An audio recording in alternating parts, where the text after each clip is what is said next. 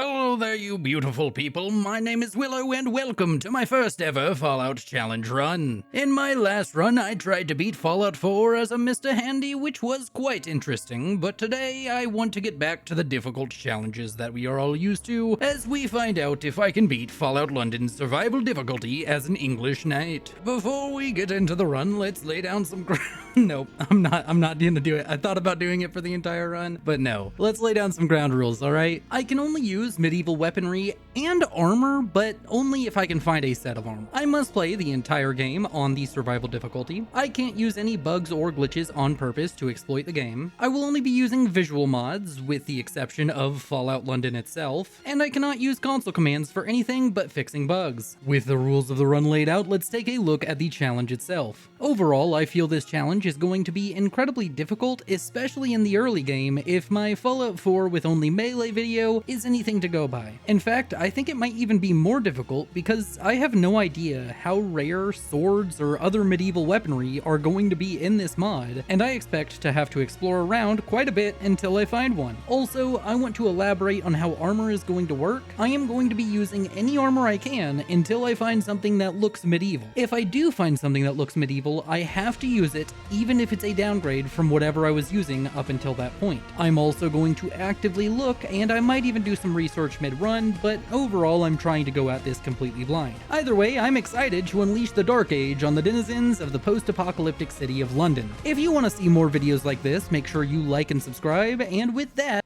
I start the game and have to skip the intro cutscene because if I let it play, the game just crashes. This is kinda sucky, but hopefully it was a cool cutscene. I'll look it up later. Either way, I find myself in a test tube as a couple of scientists speak about me with very British voices, and this is already quite a cool intro into the game. I'm honestly amazed by how much this feels like a full-blown Fallout game rather than a mod just off the bat, but moving on, I craft a dashing and proper English knight before setting my name and special stats, which are a 7 in strength to put power behind my blade, a 1 in perception as it's useless for me, a 6 in endurance as no knight worth his salt is frail, a 3 in charisma to charm the ladies of the land, a 5 in intelligence for battle tactics, a 5 in agility to outmaneuver my foes, and a 1 in luck as it's a crutch for those with lower status than a knight. Fallout London then offers me a screen where I can select traits very akin to the traits from Fallout New Vegas. I then pick a couple of traits that seem fun as these scientists speak to each other about me before a mysterious man comes through a room of light and asks them about their progress. They report that things are going well, and he leaves before a massive explosion rocks the facility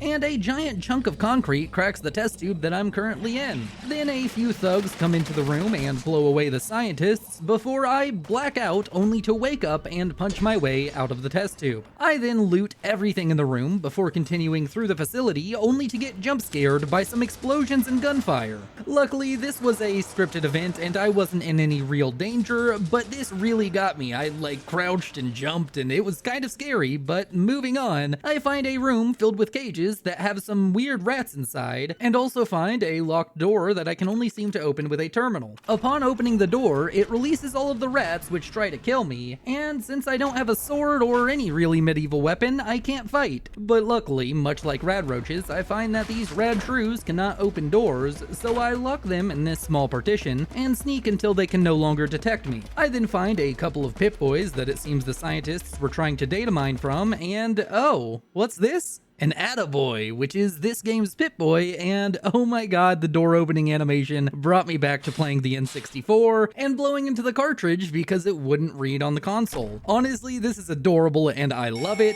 but moving forward, I make my way into this massive hallway, and am I the only one getting Bioshock vibes from this? Anyways, I reach an elevator and hear some people talking on the other side, and they say that I'm on my own and redirect the power to the facility's elevator so they can escape. This causes most of the lights in the facility to turn off, and I find a flashlight on the ground which I quickly take, and I already feel like I'm in a horror game because walking through these dark hallways with a kind of crappy flashlight just gives me vibes from every horror game ever. Anyways, I continue running through this building, looting everything, until I come across this man who speaks to me through an intercom and says that I was more useful as a lab rat. He then says that he's not long for this world, and an alarm goes off in the background as the shutters close photos on the window he was talking to me through. I also have to say the voice acting so far is top notch, and it is so nice and makes me smile every time I hear somebody being so posh and proper. Continuing on, I make my way to this elevator, which takes me to a massive room with huge TVs on the wall, and oh my god, yet again more Bioshock vibes, but the man from the intercom room before starts talking to me through the TVs on the wall, and he tells me that his name is Smythe and that he's unlocked the doors to give me a sporting chance. I then loot this massive room and head up an elevator to find a massive rad shrew and nope out, heading back down the elevator before the rad shrew can kill me. I then run into the first hurdle of the run as I continue through these doors to find a room filled with rad shrews. I end up dying 4 times to this room as I struggle to figure out how to get past them, but eventually I find out that I just need to grab these tickets out of an ashtray and use them to pass through this gate before running up this set of stairs that takes me to a platform with a train on it. I then ride the train until the screen goes dark and I get this awesome Fallout London screen while the train crashes. I then wake up from the train crash and run into these 3 men standing underneath a street lamp. The leader, known as Sebastian Gaunt, reveals that they are a group called the Vagabonds and they were responsible for the attack on the lab that I was in. He then says that I can join them and I agree, before he gives me a butterfly knife and I walk with him as he monologues explaining all of the factions around London until we reach his camp, only to find a wounded man named Tricky Ricky who is alongside some other dead vagabonds. He then explains that they were attacked by the Isle of Dogs syndicate and Gaunt sends me to find a medkit in the nearby train station. I go off to do just that, but unfortunately between me and the medkit there's a feral ghoul that I need to kite around these turnstiles in order to get to the medkit and run out of the building, where I return to Ricky and manage to save him by using my chems to up my intelligence stat, and with him saved he tells me to head over to a pub named the Swan and Mitre where the other vagabonds went to fight the rest of the Isle of Dogs. I then start running over to the pub and oh my god, this is yet again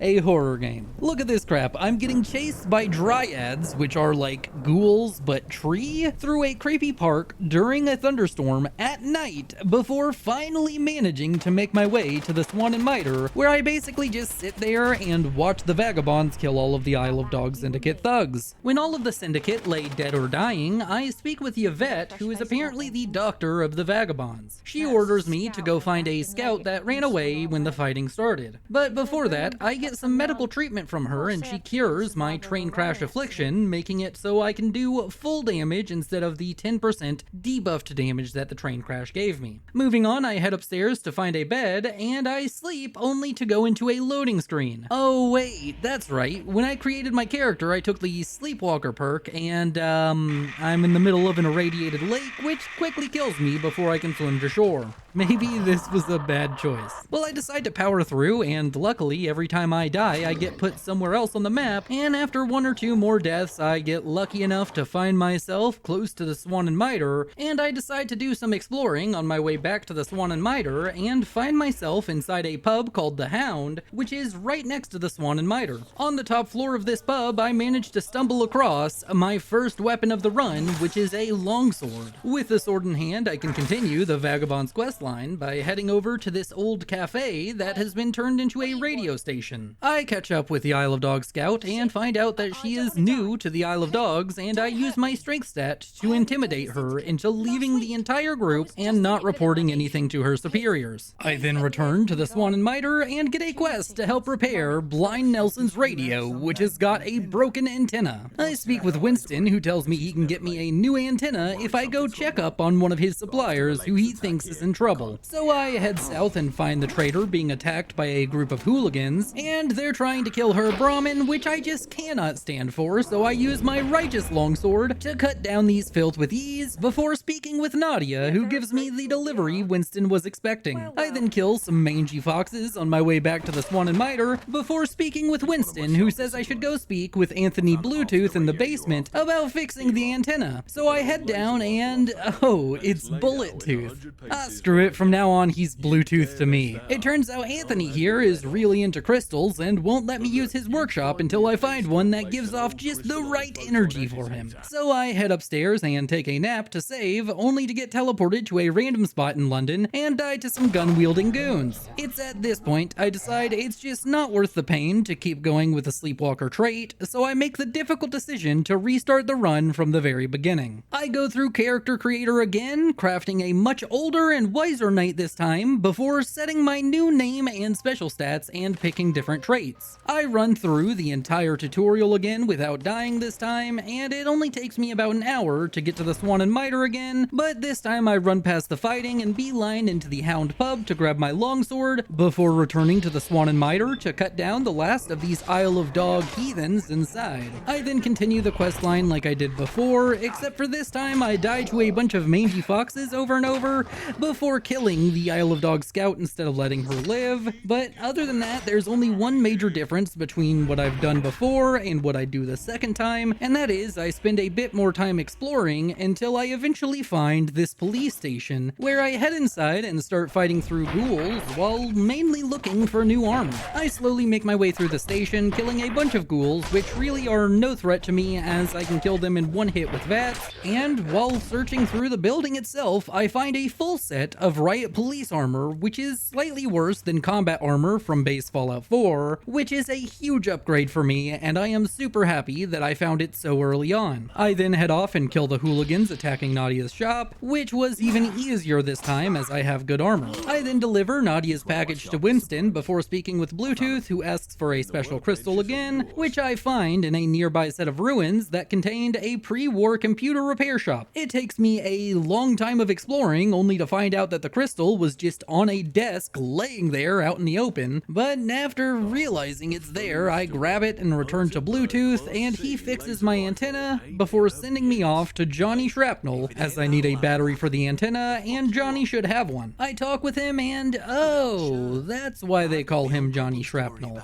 He has a huge metal spike coming out from his skull. Despite the fact that he makes it clear that he doesn't really like me, he says that he'll give me a battery if I convince another vagabond named Mike to forgive him for blowing up Mike's favorite hat. He gives me a peace offering to give to Mike, so I head over and offer the gift to Mike, and I convince him to let the exploding hat thing go by using my endurance stat, which is a nice change of pace as I've rarely seen an endurance dialogue check, and I have to admit, I really like it. I've always thought that just being somebody who's hardy could be used in dialogue, and this is a very good example of that. Anyways, I return to Johnny, who rigs up a battery for the radio antenna, and with that I give Nelson his repaired radio, but when he turns it on, there's a broadcast about how the Isle of Dogs are executing a vagabond very soon, and he gets pissed at me, claiming I knew this was what the radio was going to say, and that I did this just to piss him off. Honestly, the dialogue here made me laugh, so here, enjoy the highlights. Why'd you even bring me this stupid radio anyway? You were just trying to upset me, weren't you? Where's Yvette? She's the one who vouched for you. I'm gonna give her a piece of my mind. You must have been listening in the next room before you brought it over here. How else would that news have been so perfectly timed? I'm onto you, lab rat. Oh no, did baby have a hard time with their tinker toys? Why didn't you say so? Take a seat, I'll have one of the lads pour up a warm glass of milk to calm your delicate nerves. Where the hell is Yvette? Daycare is over. She's got to pick up her little ankle biter. Oh shit, that's right. God damn it. I would say there's a 90% chance that she's about to do something stupid and find herself knee-deep in shit. Hey, listen, mate. Sorry I lost it on you a second ago. You did good with the radio. I need you to do something else for me now. Oh, how sweet. You're just a little sweetheart, aren't you? A little cutie pie that likes to cuddle up in a bubble bath and write their feelings down in a diary, eh? Dear diary, today I met a mean old ghoul with a knob the size of a cricket bat, and he bullied me for loving Yvette so goddamn much. I think I might have another cry about it. Is that you then? Rhetorical question, it is you.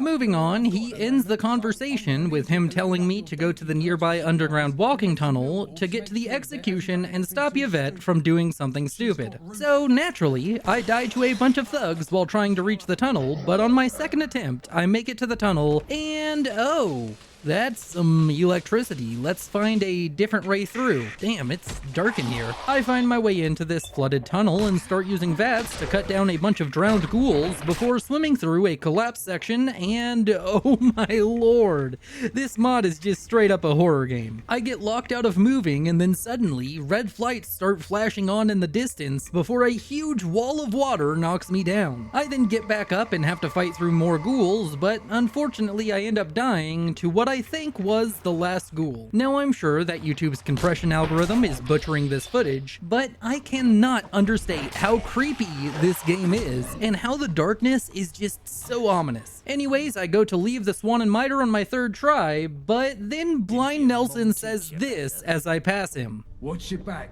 because I can see exactly where my knife would fit. Oh really? You can see exactly where your knife would fit. Those are big words for a man such as yourself. It's so dumb. This is just a line that all of the vagabonds say, but it's so funny to me that they gave it to Blind Nelson in particular. After that funny moment, I go back to the tunnel, and with my knowledge of how it works, I manage to kill all of the ghouls and start climbing this staircase that's infested with Mittenlurk eggs. Oh, that's an adorable name for Mirelurks. I like it. I like it so much. That's great. Thumbs up, enjoy, like, meat, enjoy. Anyways, I kill all the Mittenlurk hatchlings, grabbing as many eggs as I can as I do so before exiting the tunnel and making my way towards the execution. Unfortunately though, on the way to the execution, I just make all the wrong decisions and die to a grenade trap on this little bridge. I then go through the tunnel once more, only to encounter these massive ladybugs named ladybirds that trick me into dying to a landmine. I guess fourth time's the charm in this case, as I make my way through the horror tunnel one last time before finding Yvette, where I get a bit confused. I don't want to blow her cover in the crowd, but I can't seem to progress without failing this perception check, so I quickly find a bed nearby and save, just in case, before failing 3 separate perception checks, which causes a firefight to kick off between us and the Isle of Dogs. This fight is really stressful as I nearly die a couple of times, but I managed to use vats and the fact that some of the thugs were distracted by shooting Yvette to cut them all down one by one before looting them and heading back through the tunnel to meet up with Yvette in a safe house. I talk with her and she thanks me for saving her and the prisoner that the dogs had before the radio starts speaking with us, and I'm told to report to Sebastian Gaunt at the Swan and Mitre. I do just that, and he offers me a choice to join the vagabonds, and I tell him no for now as I want to explore the other factions before committing to one. After that, I head off to find the settlement of Thameshaven,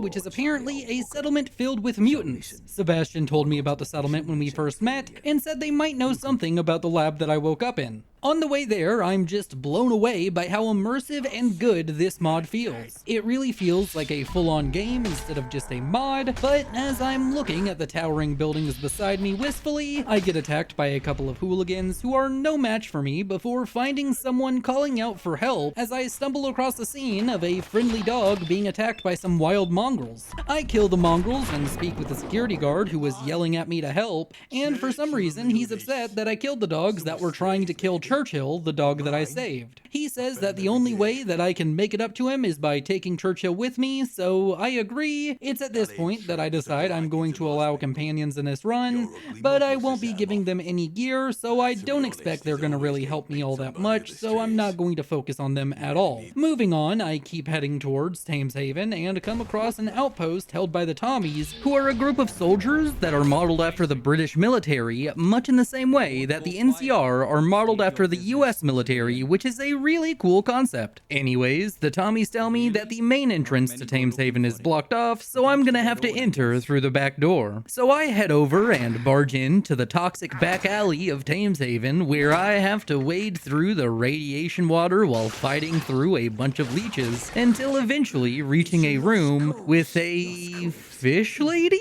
Her name is Rachel Hall, and I hate her voice, but she tells me she can help me out with figuring out why I woke up in that lab and what's going on with the labs if I go help someone named the Ferryman. So I head off and fight a bunch of Mittenlurk spawn and leeches before saving what looks like the fish version of Keanu Reeves, who asks me to blow up a tunnel. He hands me some explosives and I carefully make my way over to this support beam while killing all of the leeches in my way. With the bomb planted, I run away and turn to watch conduct the beautiful explosion before meeting up with Rachel again inside Thameshaven proper. She tells me to speak with the ferryman about a boy named Archie who knows about the underground labs. So I go talk with Fish Reeves, and he tells me that Archie is in another castle, fish people settlement, named Rotherith. I also speak with a fish lady who really wants some new clean clothes, and I can respect that, so I tell her I'll go find some. I then head off to find Archie by taking a swim and trying to reach Rotherith, only to find out that swimming is a dangerous activity.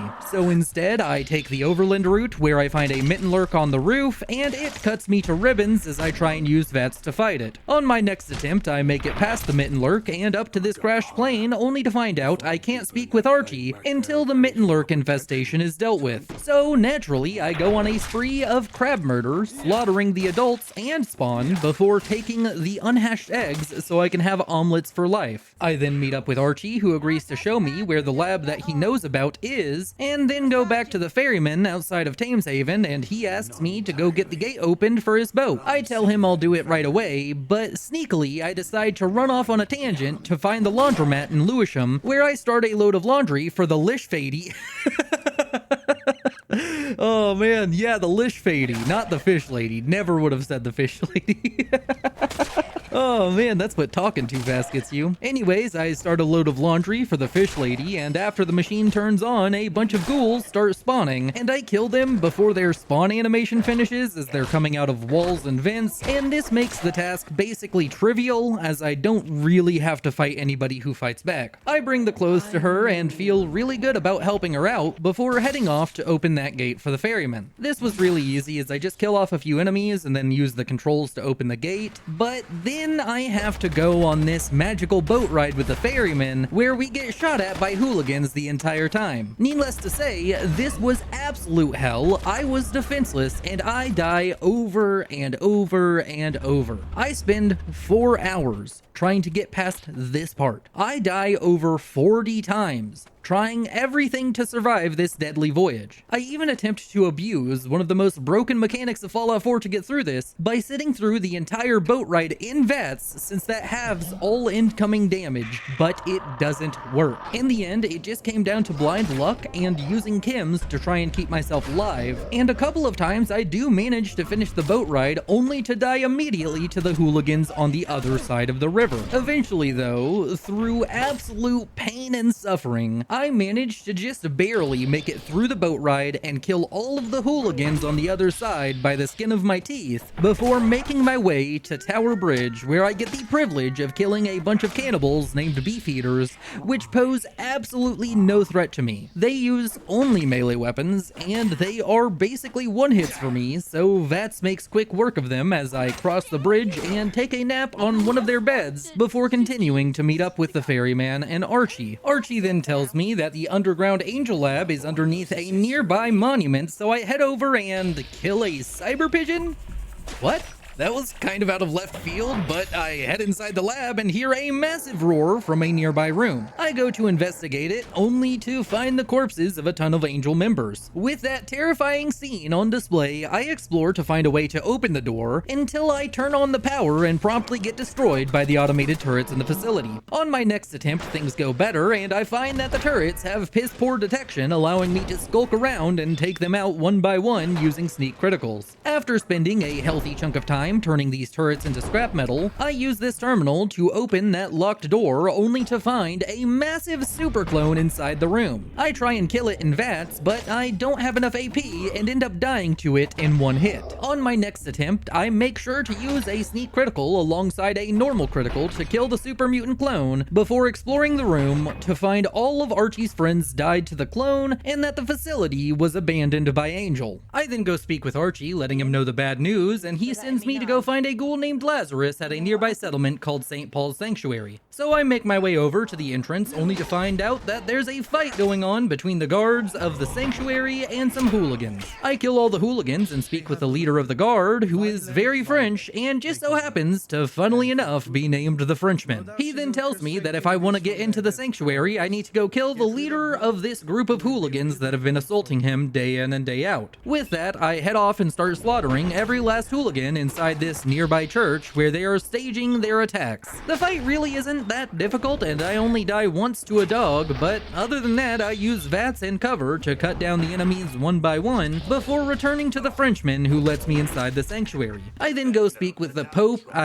bishop, who tells me to speak with one of the clergy members to find out where Lazarus went. The clergy member wants me to go do a drug investigation on Lazarus because he hates Lazarus and wants him kicked out of sanctuary, so I end up going around speaking with a bunch of people until I find out that Lazarus was indeed selling drugs and that he was going to some kind of meeting at a nearby diner. So I start making my way to the diner, fighting through some budbloogs and cultists before reaching the diner, where I find a holotape that reveals Lazarus was kidnapped by a group of the Isle of Dogs syndicate members and has been taken to a place named Winter Garden. I then spend a long time trying to fight my way to this mythical Winter Garden, but unfortunately there are a ton of syndicate members between me and Lazarus, and I die over and over and over while trying to make my way through them. The combat is rough as most of the enemies have guns, and while I have some relatively good armor, it's still an uphill battle that I have to turn into a war of attrition against the dogs, as I just basically have to run away and single them out one by one over and over and over. But through the liberal use of chems, vats, and running away, I eventually managed to turn this into a battle that I can win before entering Winter Garden and killing off the last 3 of the Isle of Dogs syndicate, afterwards freeing Lazarus from a freezer, and he tells me I need to make my way to the Angel Lab underneath Islington, and this turns out to be quite an issue. Apparently, Islington is kind of a cordoned off quarantine zone due to an affliction called tunnel cough, which appears to be some kind of disease caused by the environment that just absolutely murders anybody who's in it. So for me to make my way to that Angel Lab, I need to obtain a gas mask to avoid dying to it. Anyways, I return to Sanctuary and convince the bishop to give Lazarus a second chance, and with that, he gives me 100 tickets and a discount on anything at his shop in the future. I then make my way over to the Tommy's stronghold and base of operations, the Imperial War Museum, where I meet up with Tommy leadership as they can get me a gas mask. After talking to a Colonel Major and the General, it's decided that if I go clear out the hooligans at the Bank of England, that they will give me a gas mask. They won't send me any support, but they do mention I could reach out to the Frenchmen at St. Paul's Cathedral to possibly get some help, so I immediately head over, and it turns out it's incredibly easy to secure the aid of the Frenchmen in the attack against the Bank of England, as he kinda just wants to go kill the hooligans anyway. So I head over to Monument Station, which leads to the Bank of England, and the combat is slow but steady, but by using stealth and vats, I get through before meeting up with the Frenchmen at the bank. I then slog through the bank, clearing each room and floor slowly and cautiously, as there's a ton of gun-toting hooligans. I only end up dying once throughout the entire bank, but overall things go smoothly and I deal with all the hooligans before spending far too long trying to figure out how to get inside the bank's vault, as a woman on the intercom named Kira asks me to help her get her out. Man, that was rough. Do I leave that one in? This is what I go through for voiceover every time. Either way, I eventually do find out how to open the bank vault, and Kira is in there with a bunch of ghouls that are mindless but not feral, and she taught them some party tricks before she asks me to be her companion. She also reveals that all of the gold in the vault is actually fake, as it's just gold-plated tungsten, and that's a bit of a bummer, but I agree to be her follower, and yes, you are hearing me correctly. She is now the leader of the party, and like a magic 8-ball, I consult her on what to do next, and we decide to go back to the Tommies so I can get my gas mask. Honestly, I was a bit disappointed because she kinda just disappeared after 5 minutes, and later on she does like come back momentarily, but I don't really see her much as my companions just seem to disappear on me every time I have them. But this was a really funny dynamic to me, and if I play through Fallout London again, I think I might try and do all of her quests, because I'm sure she has some companion quests. But the idea that you go through one of these games as the protagonist and then somebody's like, "You're my minion now," I just love that dynamic. I know it's been done before, but I really enjoy it, and I'd love a game that's like fully based around that. Let me know what you all would think of a game based around that, where you're just some leader's minion and you're following them around on their adventure, but you still have to like figure out how to get through all of the obstacles. Anyways, where were we? Oh right, I got the gas mask, and now I'm just kind of following a quest marker because because I honestly don't know exactly where I'm going. I don't know where Islington is, but I do know that I run into a bunch of robot hooligans called Atkins that absolutely wreck me a couple of times before I find a way to sneak past them and reach this massive gate with a man hanging upside down nearby. I free him and send him on his way before opening the massive gate and entering Hackney? I thought we were going to Islington. Isn't Hackney a different borough of London? You know what? I'm thinking too much. I'm here in Hackney and I run into this woman named Rosie and a man named Guy.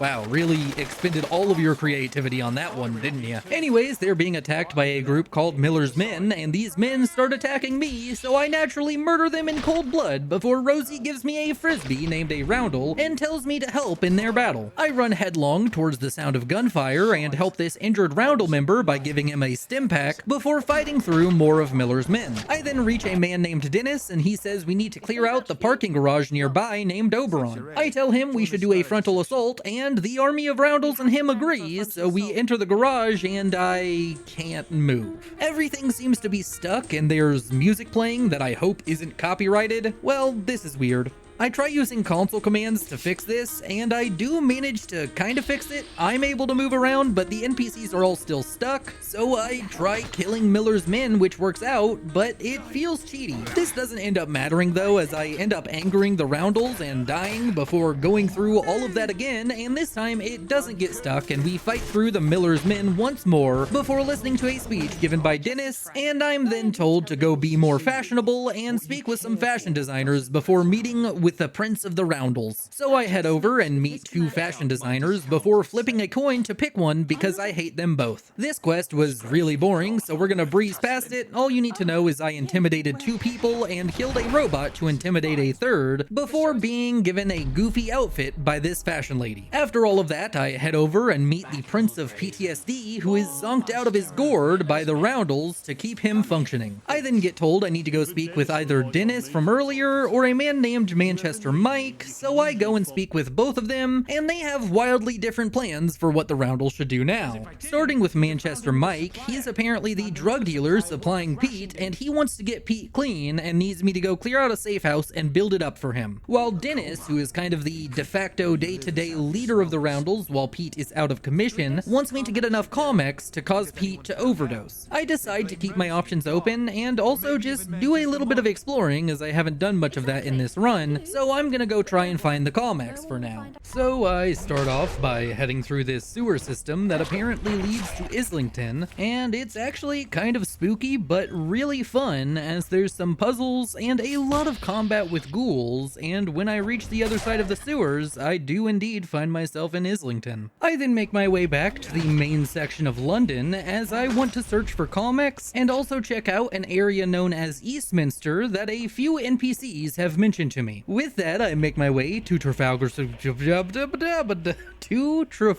Square. That was an unexpected tongue twister, and I find Eastminster. I then enter this small clinic that appears to be overrun with issues. The man there asks me to convince the doctor, who recently retired, to come back and work again. I try to do so, but the doctor has delusions of getting paid more than he's worth, so I return to the clinic and use my various traits to quickly solve all of the medical issues before speaking with the man once more. He thanks me and gives me some tickets, and I check his stock of medical supplies to find out he is fortuitously selling Comex for an outrageous price, but currently he only has one dose, so I go ahead and grab that before making the decision to go explore southwest London, as it's the only area I haven't really explored very much. The exploring overall is relatively uneventful, besides the fact that I got this weird graphical bug, which I think is linked to a weather effect, but it was really trippy. Other than that, I explore around and fight a ton of enemies throughout southwest London until I eventually stumble across this Camelot outpost and eventually a massive fort that is apparently Camelot itself. This is really cool, but it feels a bit weird that no one here will talk to me except for giving me the generic voice lines when you press E on a normal NPC. This is the first time Fallout London has felt more like a mod than a full-blown game for me, which is really impressive impressive. I feel in a full-blown game you'd at least be able to get a side quest here or something, but that's just a small critique on what is an amazing game. Speaking about full-blown games and amazing games, I want to ask you all for a favor. If you could go to the link in the description and check out the game linked there, it would mean a lot to me. This isn't a sponsorship or anything, I am just friends with the dev team working on this project, and it's a game I've been excited about for years. Before I started this channel, I was running a channel called Willow's Duality based around a real-time strategy game from 2007 called Supreme Commander Forged Alliance. Sanctuary Shattered Sun is a spiritual successor to that very game, and it features a full flux economy and fully simulated projectiles for every weapon used by your units. I really want to show this game some love, and sometime in the future they're going to have a Kickstarter, and I'll probably mention them around the time of their Kickstarter whenever that does roll around, but for now, if you could go check out their Steam page and wishlist it, it really helps them a lot, and I'd appreciate it. Anyways, that is enough of me asking you beautiful people to do something. Let's get back to the roundels. I run back to that medical clinic from earlier and buy 2 more doses of Comex off the medicine man for an absorbent cost before returning to Hackney, where after a lot of thought, I decide the knightliest thing to do would be to try and save the prince, if possible, instead of assassinating him. So, I guess I didn't really need to go get the Comex, but I'm happy I went and explored around, and also the Comex itself will be useful, as it can increase sneak attack critical damage, which I've been using throughout this run. Anyways, I head over to the safe house Mike wants me to set up, and it's filled with beefeater cannibals. I take joy in clearing them out room by room with my trusty longsword, and I even find a halberd and mace on the dead beefeaters. These seem like perfect upgrades to my medieval arsenal, and I take them before installing a bed, fixing a fridge, and reinforcing the doors of the safe room. With that done, I head back to Manchester Mike, and he tells me to go kill some hooligans blocking the path to the safe house, so I head off and do just that without issue before making my way over to the safe house where Mike has Pete set up for a detox, and apparently Pete is in bad shape and needs some antibiotics and Morphex. Luckily, I have these on me, and Mike makes a funny comment about me being a walking drugstore, and I thought I was the only walking drugstore.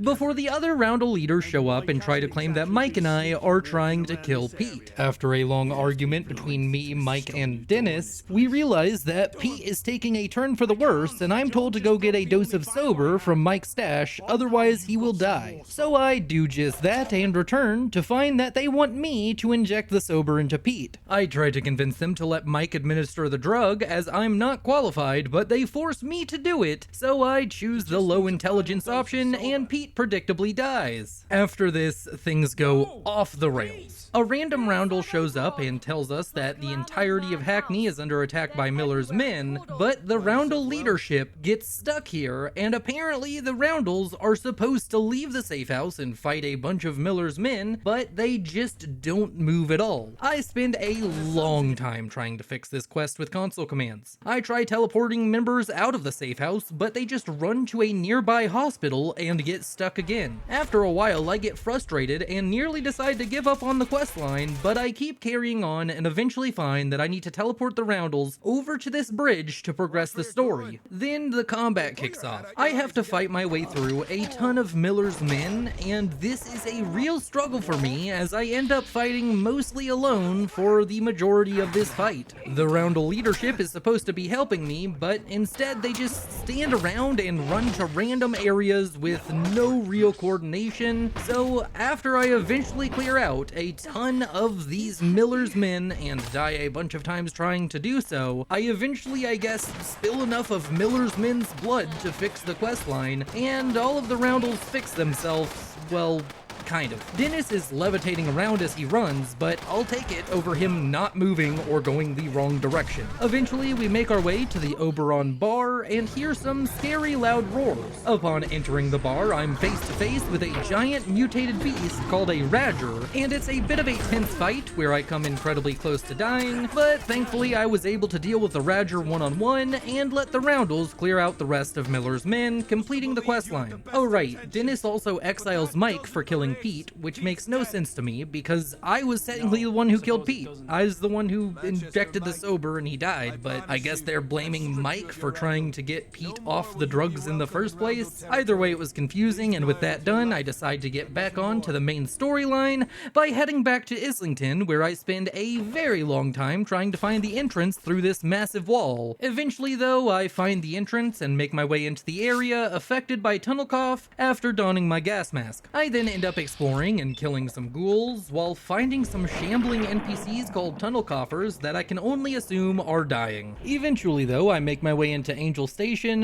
where Mr. Smythe comes on the intercom to monologue at me as I fight through a bunch of blank clones that look really creepy to me. Eventually, though, I find myself at a door to the Angel Lab, but it appears for the first time in video game history, the bad guy does the smart thing and keeps the door locked. No matter, I find another entrance and continue on my spree of killing clones and angel soldiers alike while exploring the underground lab. I find Smythe's office and explore it a bit before making my way deeper into the lab while killing more clones and soldiers before reaching this room where a train takes off into a tunnel while Smythe initiates a self-destruct sequence for the facility. I try to make my way to this weird machine that I think stops the self-destruct sequence, but there's 4 super clones in my way that I have to fight through, and while the first 3 go relatively well, they drain all my action points and resources to the point where the 4th kills me. I try again, this time killing all the clones before sticking my hand in this ominous machine, only to get jabbed by a bunch of needles. This cures me of my lab sickness, meaning I no longer take an extra 10% damage from all sources, which is nice, and it also stops the self-destruct sequence, which is amazing because I didn't want to die here.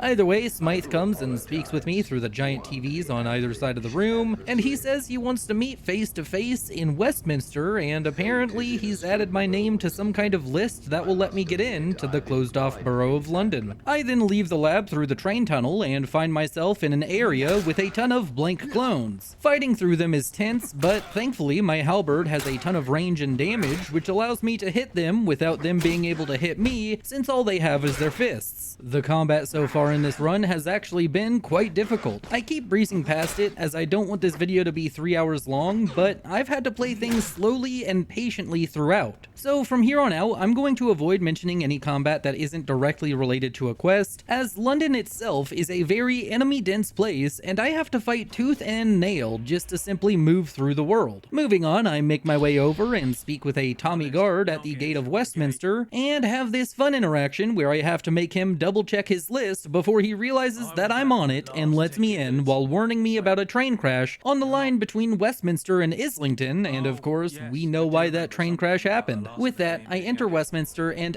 oh boy is it impressive. It's basically a section of London that is so well preserved that it doesn't even really feel like a nuclear war happened when you're in this area. Also, it's quite resource heavy on my PC, so the frame rate takes a small dip in areas, so sorry about that. Now then, I get a tour from this young lass who gives me a general idea of where everything is, but before I proceed, I want to bring up something that I've been avoiding throughout this challenge. The stability, or rather the lack thereof, that Fallout London had for me. I really wanted to know how unstable it was, so at a certain point I started counting every single crash that happened, and I gave up on crashing at 104, and then it crashed even more. Westminster is where I nearly gave up on the run due to stability alone. I tried so much to fix it, and I was about to give up until I found the Fallout London Discord and submitted a crash log to them, only to find out that my install of Fallout London was corrupted.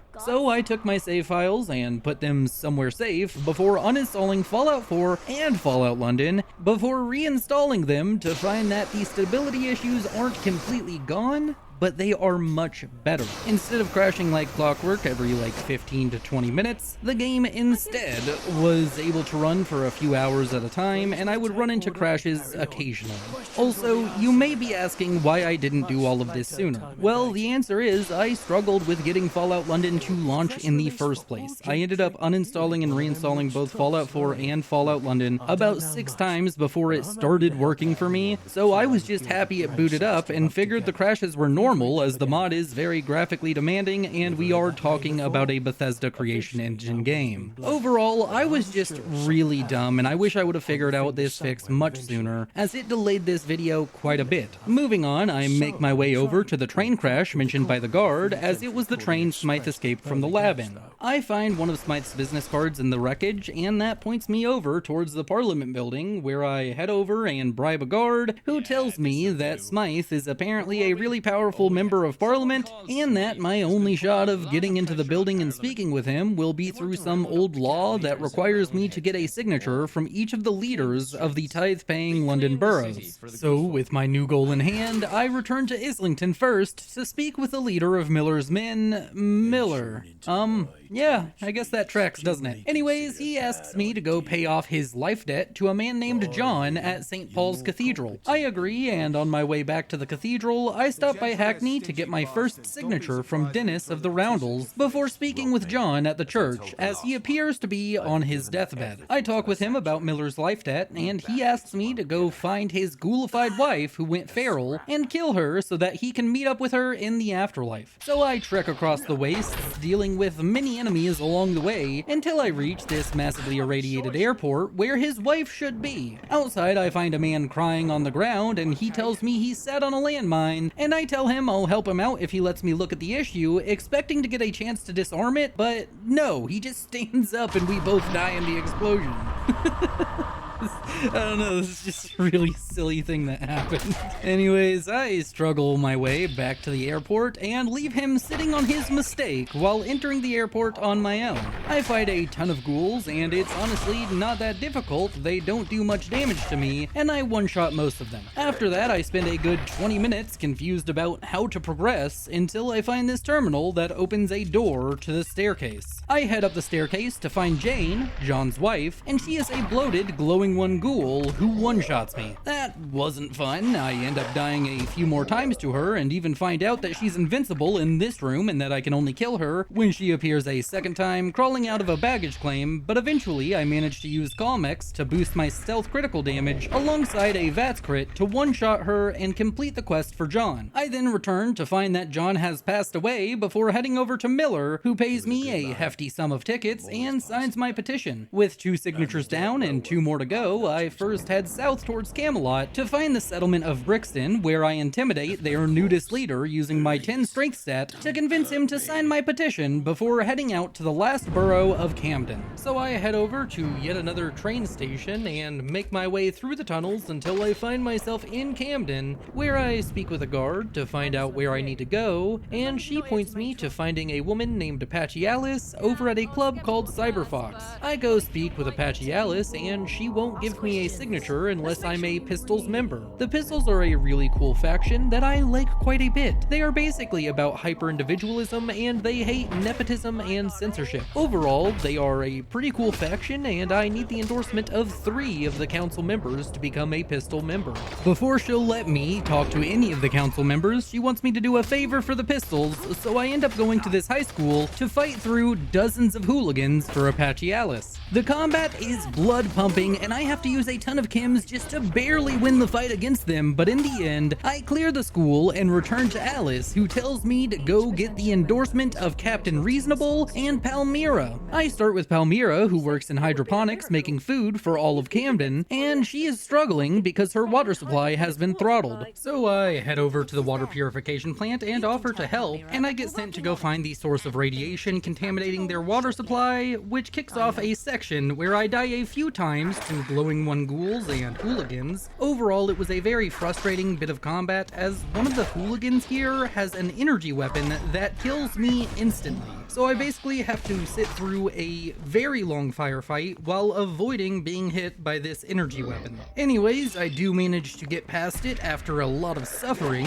and I kill off all of the hooligans and the glowing one ghouls before returning to the water plant. After that, the lady here asks me to go talk to some kid about a water purifier that his dad owned in order to get a supply of water for the non-Pistols members of Camden. After a wholesome conversation where I tell the kid that he should do what makes him happy because as his late father would have wanted him to do just that, he agrees to give the water purifier to the pistols as long as they use it to supply non-pistols members with water. With that, I complete the quest by talking with the water lady in Palmyra before speaking with Captain Reasonable, who has a reasonable request. He wants me to go to the police station in Lewisham and find some guns for his security force. This was just a bunch of combat with hooligans, and while it was a fun romp through the station, let's skip to turning in the quest, where he gives me a legendary gun, and I return to Apache Alice, who sends me to speak with some old ghoul who wants me to get some guy in Westminster to confess to some sort of crime that he was accused of or something. I didn't really pay attention. I go ahead and intimidate the guy into confessing, and when I return, the ghoul is really mad at me for using force to get the confession. He then refuses to endorse me for a Pistols membership, so I return to Alice letting her know, and she's disappointed but does appreciate that I've helped out so much, so she signs my petition giving me the last signature needed to continue the main storyline. Making my way back to Westminster, I present the petition to the guards, who tell me to enter Parliament I need to go through a back door by using a nearby phone booth. I struggle to enter the very poorly hidden elevator, but eventually I find myself on a crappy amusement park ride that looks like it's going to end in fiery doom, but luckily instead of just killing me, the Angel agents decide to imprison me, which was a big mistake. I talk with a guard who tells me to meet with a man named Mr. X when I escape, and it seems that Angel has a saboteur on the inside. With that, I kick down the door to my cell and sprint to find a box with my gear.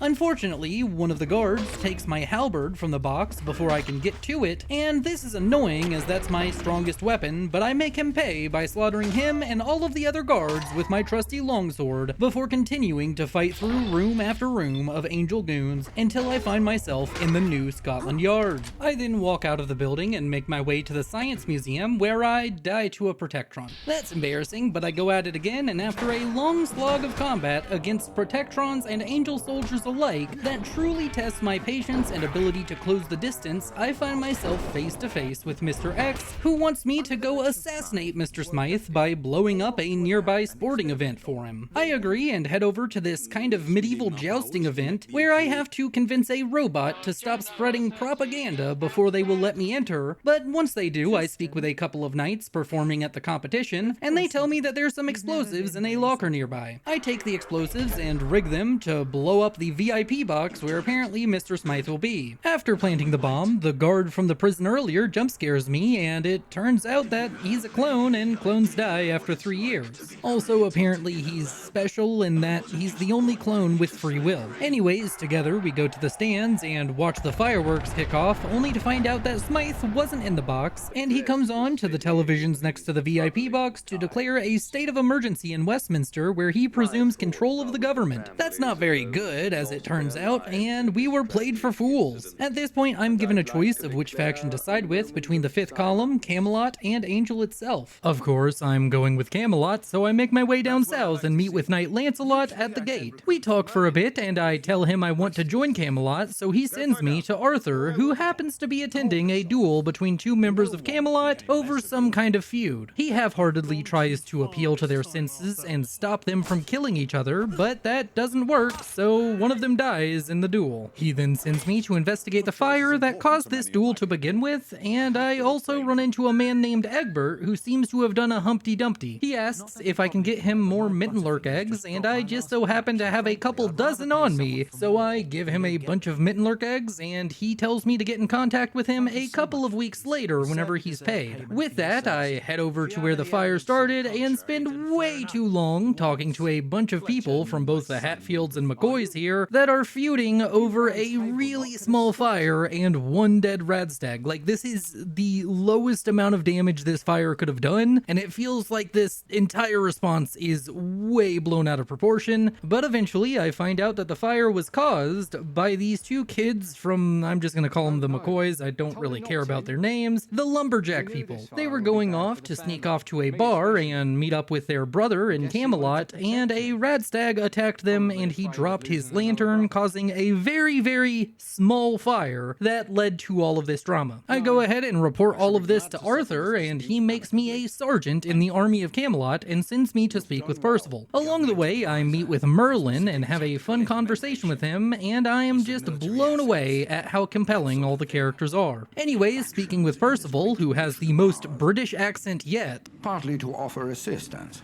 and partly to stop them from getting any bright ideas about assisting the other side.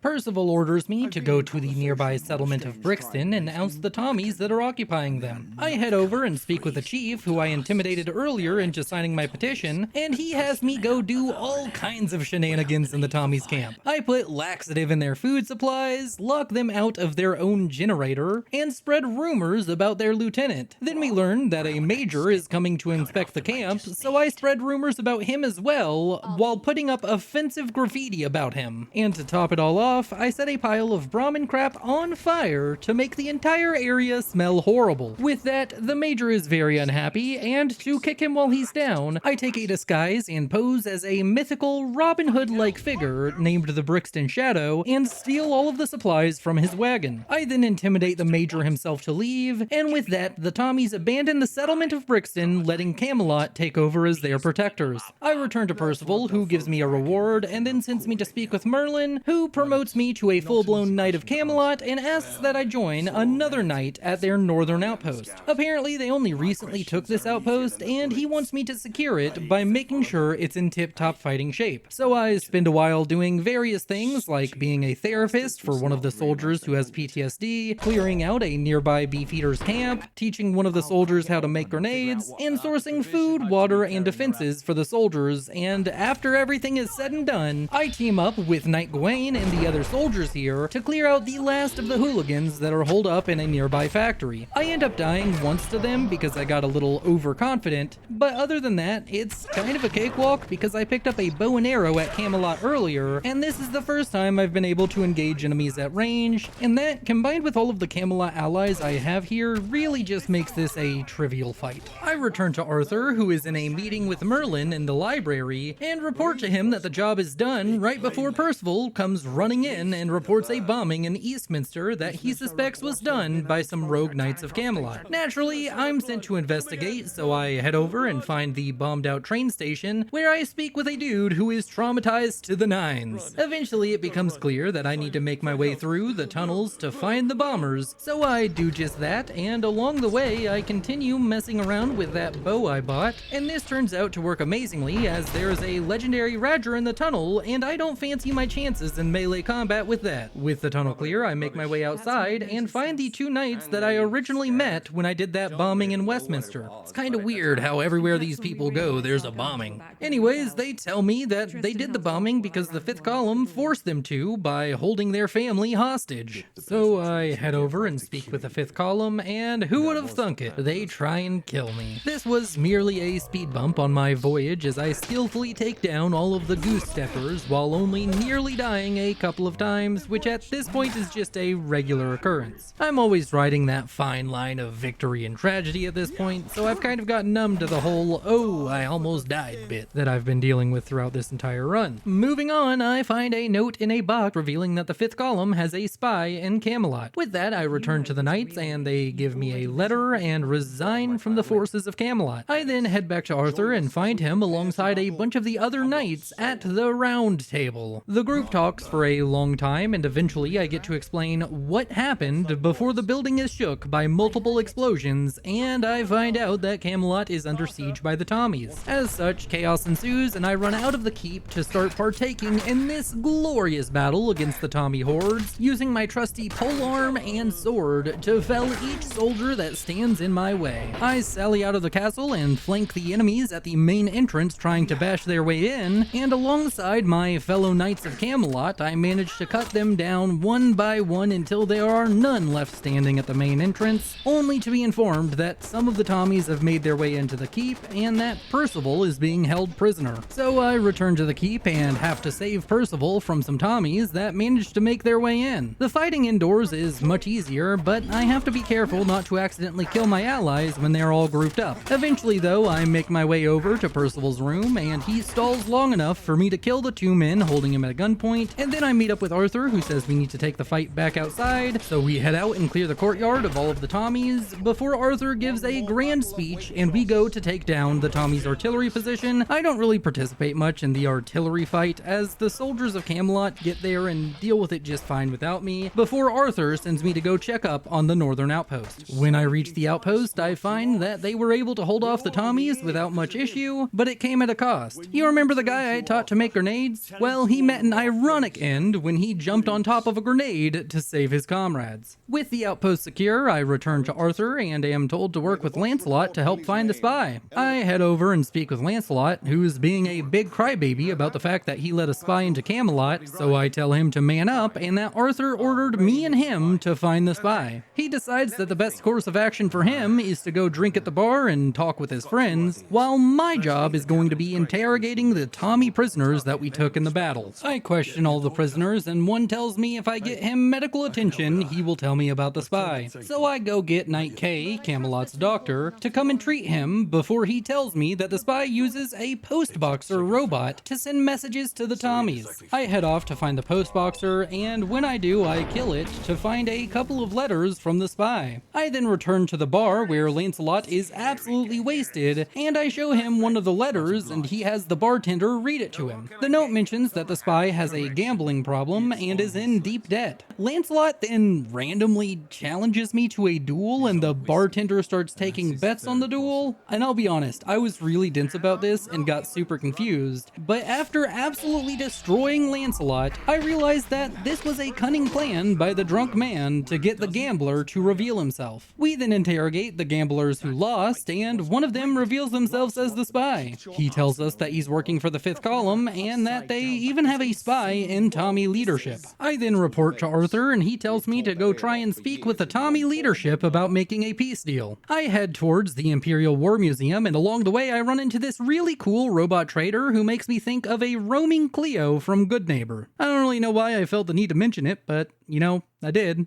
Anyways, I reach the museum and I find out that the general I met earlier is missing, and after talking with one of the majors, I get a clue that he was last seen south of Camelot. Upon returning to Arthur, he sends me to find the general in the razor grain fields south of Camelot. I dutifully follow his order and immediately die to a pack of wild dogs. You know, some things just never change in Fallout, and dogs killing you is just one of them.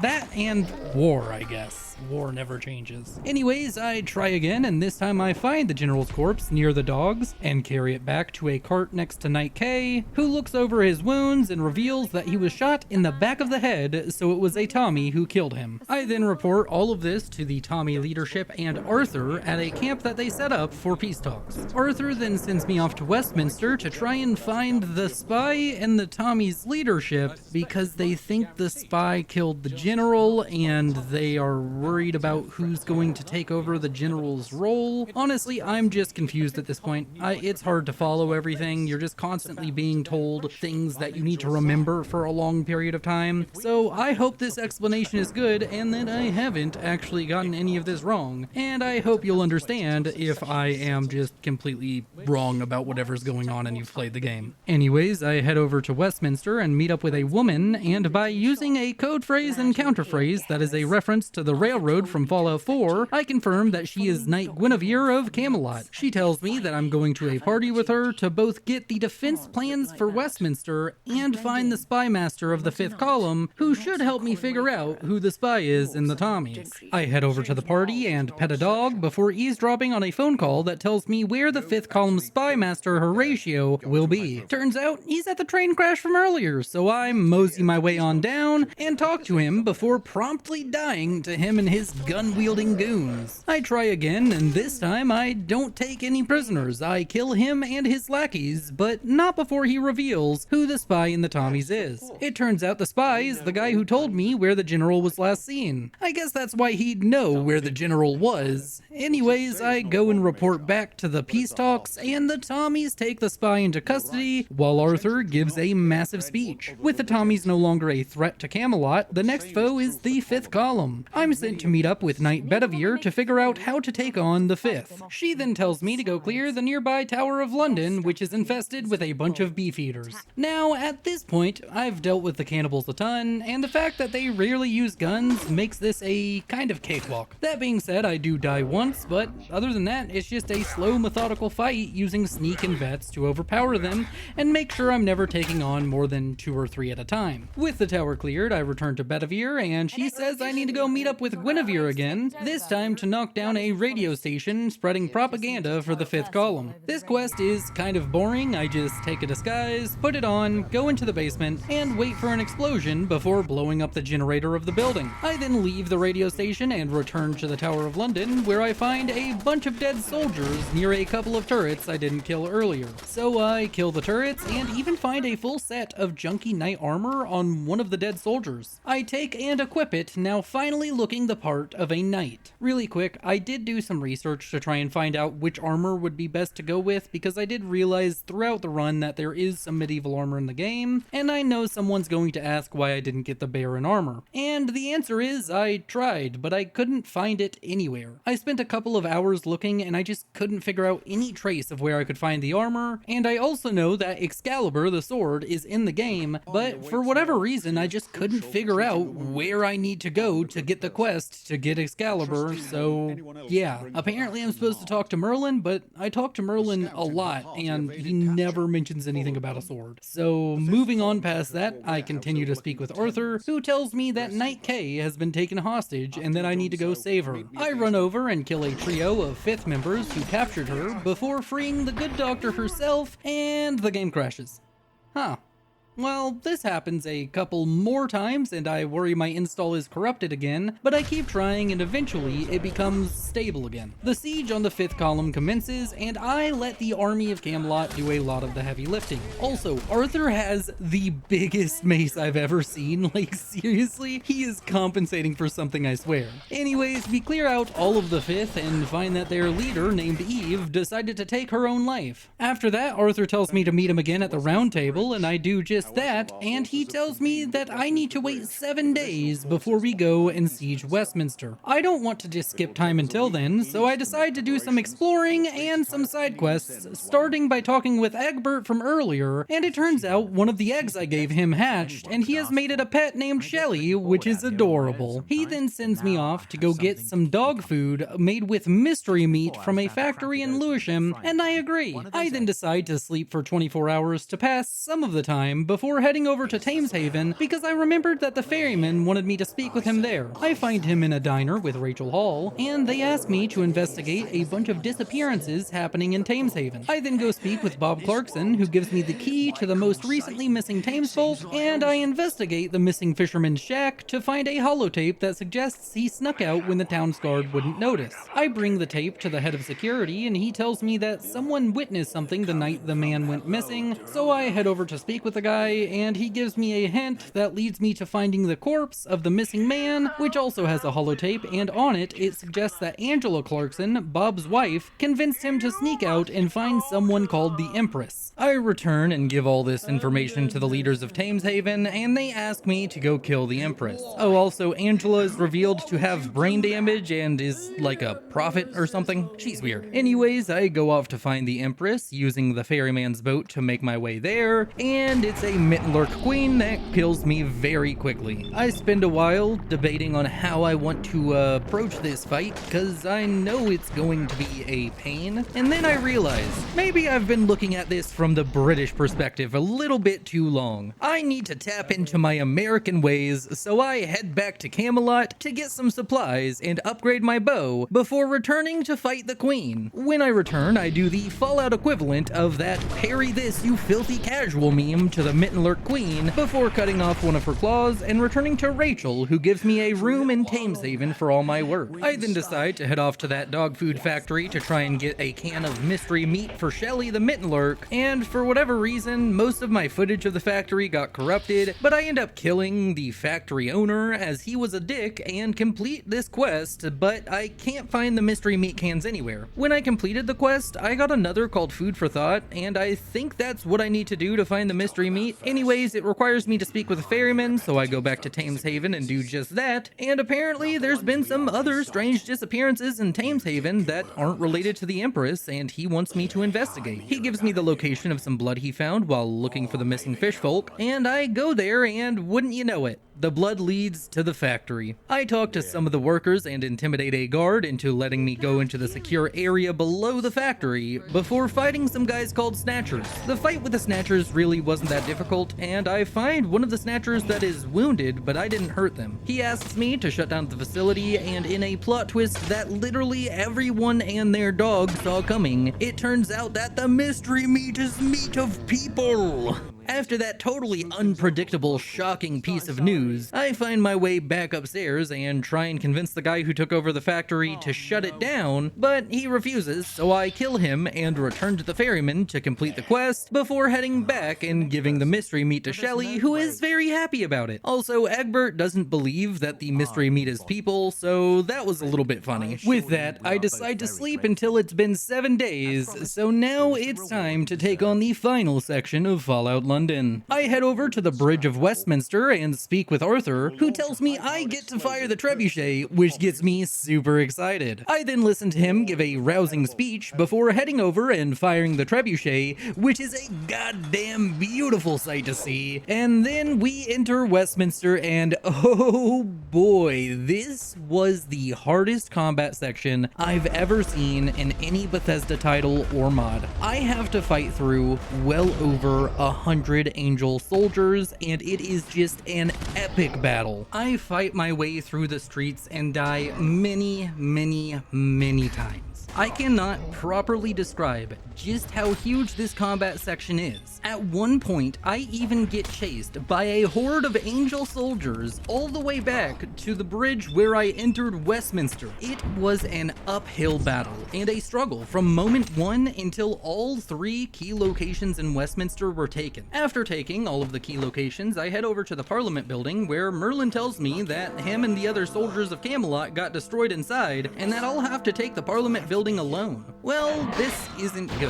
I end up dying a couple of times before finding out that for some reason I can just sneak at the entrance and kill all of the angel enemies in the first room. I don't know why exactly, but they never detect me, so I just use VATS and my bow to take them down one by one without being detected before making my way further into the building. The fighting continues to be absolutely brutal. I die over and over, but eventually I manage to kill all of the soldiers and super clones before entering the main room of Parliament. And when I do, the frame rate tanks, and it's really trippy because everybody in Parliament looks exactly like my character, which I guess means that they are all clones of me, but it's incredibly creepy, and a robot judge sentences me to death, so I have to fight through a ton more angel soldiers, including a legendary one, alongside some legendary super clones. It's an incredible gauntlet, and I continue the process of dying until I succeed, until I reach the top of this clock tower and come face to face with Smythe, who reveals that I'm a clone of him, and that he is a part of a long line of clones that have been controlling things since the Great War. I then end up having to fight him, with both of us using these poisoned umbrellas, and it appears that he has all my stats, so we are evenly matched. I die